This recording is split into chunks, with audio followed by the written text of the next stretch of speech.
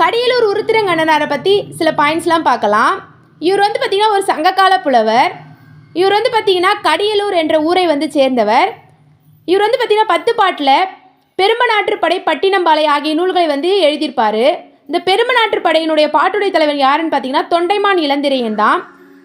வள்ளல் ஒருவரிடம் வந்து பார்த்திங்கன்னா பரிசு பெற்று திரும்பும் புலவரான புலவரும் பாணரும் போன்றவர் வந்து பார்த்திங்கன்னா அந்த வள்ளலிடம் சென்று பரிசு பெற பிறருக்கு வந்து வழிகாட்டுவதாக பாடப்படுவது தான் பார்த்திங்கன்னா ஆற்றுப்படை இலக்கியம் சொல்லுவாங்க. இந்த கடியலூர் உருத்திரங்கண்ணனார் வந்து பார்த்திங்கன்னா அகநானூற்றில் 167 பாடலையும் குறுந்தொகையில் வந்து பார்த்திங்கன்னா 352 பாடலையும் வந்து இயற்றியுள்ளார். அகநானூற்றில் 167 பாடலையும் குறுந்தொகையில் 352 பாடலையும் வந்து இயற்றியுள்ளார். பட்டினம்பாலை வந்து பாடியமைக்காக வந்து பார்த்திங்கன்னா கடியலூர் உருத்திரங்கண்ணனாருக்கு கரிகால சோழன் வந்து பார்த்திங்கன்னா 16,100,000 பொன்காசுகளை வந்து பரிசளித்ததாக கலிங்கத்து பரணி வந்து குறிப்பிடுகிறது. இதை கேட்கலாம். பட்டினப்பாளையில் வந்து பாடியமைக்காக கடியலூர் உருத்திரங்கண்ணனாருக்கு பொன்காசுகள் கொடுத்தவர் யாருன்னு கேட்கலாம். கரிகால சோழன். அதை வந்து எதில் வந்து சொல்லியிருக்காங்கன்னு பார்த்தீங்கன்னா கலிங்கத்து பரணியில் வந்து குறிப்பிட்டிருக்காங்க.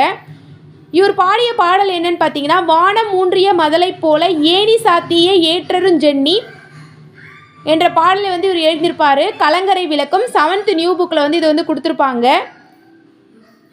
இந்த வீடியோ உங்களுக்கு யூஸ்ஃபுல்லாக இருக்கும்னு நினைக்கிறேன். கடியலூர் உருத்திரங்கண்ணனாரை பற்றி வீடியோ. தேங்க்யூ.